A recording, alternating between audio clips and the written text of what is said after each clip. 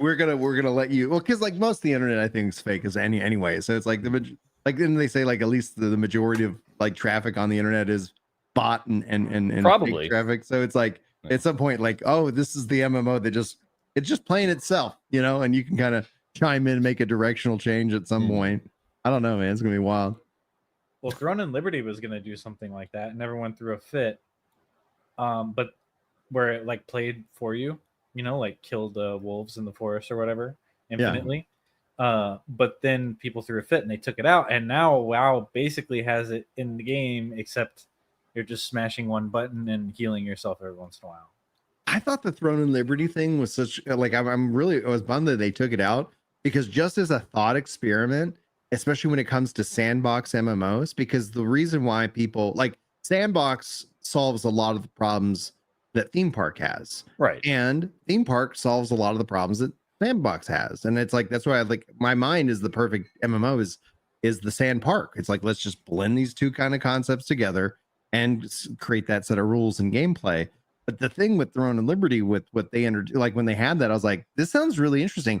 It's going to completely change how people talk about MMOs in terms of numbers, because you will see, like I was like, I'll be at work, I'll leave it up and running, and I'll kind of watch to see how what's happening. Yeah, that's gonna count as an active player. That's gonna visibly, you're gonna see like there's a lot of players, and we know that bots exist in these games anyway, and it's like it's kind of in a way putting everybody on the same playing field. Yeah, we know that people are going to bot this because they don't want to sit around and farm all this stuff all the time. Exactly. So we're just going to give everybody that ability to turn this on, and then there's some parameters in which that you know I was just like that's why I was so bummed they took it out, because I was like, mathematically it's an interesting thing, because what I see whenever a new sandbox MMO hits, a bunch of the theme park guys come in and play it, and it's a sandbox and they don't like it because it's not a theme park. They don't understand it. And so that ends up usually kind of getting that bad reputation within the bigger, broader MMO, context. But you guys have any thoughts on that?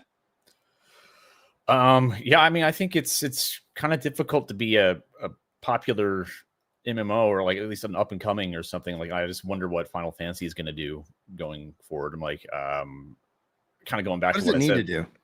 Well, I think there's just two options. It's like either they invest in the infrastructure and work with what they got, or they come up with their next MMO and maybe they break the mold of like what we're used to, and maybe it'll be more action based, or what you're talking about, the sandbox style or something. But I think it would be a bit more action, like maybe like Monster Hunter-esque or something, maybe not as many people, but just like maybe smaller groups or something, like sessions. I think maybe that would appeal to the play style these days, because I mean, just I don't know. It's just I feel like it's a bit it's very niche. Just trying to get like people to 20 people together to raid all the time. So like maybe it's just if you have like a smaller group or something, like maybe more MMO, more approachable, an MMO light in that regard. So you're like, because kind of with 15, like I enjoyed kind of had this game loop that was, the loading was atrocious. There was all kinds of reasons you didn't want to play the multiplayer, comrades kind of thing, but there was still like a fun loop there once you actually got the gameplay. And to have the option of just to have the option, of like, well, I've got a half hour or an hour. What can I do? Like, oh, I can do this one raid boss with some friends, like 4 friends or something, or let's knock it out, or like even make it soloable. I think, of course, a lot of people play FF11 for that reason, or even RuneScape for that reason. It's like you can do a lot of the in-game stuff on your own or with like a team of NPCs, and I think that respects people's time a bit more. And I still think, you should definitely have something for like the sweats that want like the large scale events and coordination, sure, but if you want to appeal to like a larger base, and you got to have people things that can respect people's time. What do you think, Greg? I think MMOs are just kind of in a bad spot, dude. I'll put it that way. Rough. I'll be really nice about it. I mean, so it's not the same as it was back in the day. Oh, no. Back in the day, getting to play an MMO was like really cool. but now like everything's a freaking MMO. Roblox is an MMO. Minecraft's Minecraft's an MMO. Fortnite. RuneScape's always been an MMO, but there are games like RuneScape that are also MMOs, but also single player. I mean, Twitter. Yeah, I just feel like you got to be doing something like Monster Hunter's an MMO now, technically. So, I mean, you got to be doing something really special for it to be interesting and for people to want to play it.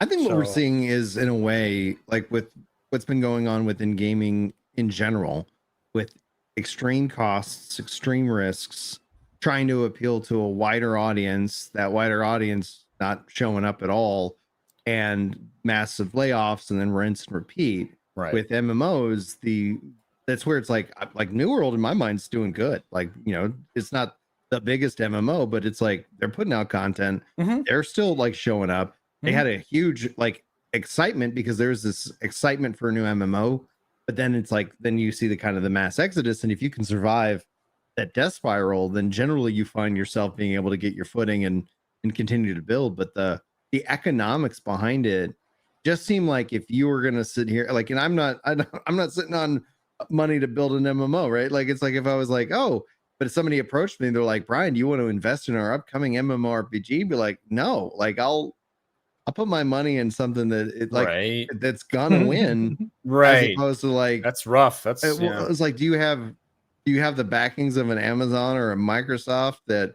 if you when your game death spirals because all the MMOs go through this, that you will pull through and you'll keep investing? If not, like, why would we put our money in that when we could put our money in these? Like, it's the same kind of thing what we're seeing with just like with gaming in general, right? The Light No Fire, like they announced that like right now it's a team that was a small team of 12 people. I'm sure that it's grown a little bit.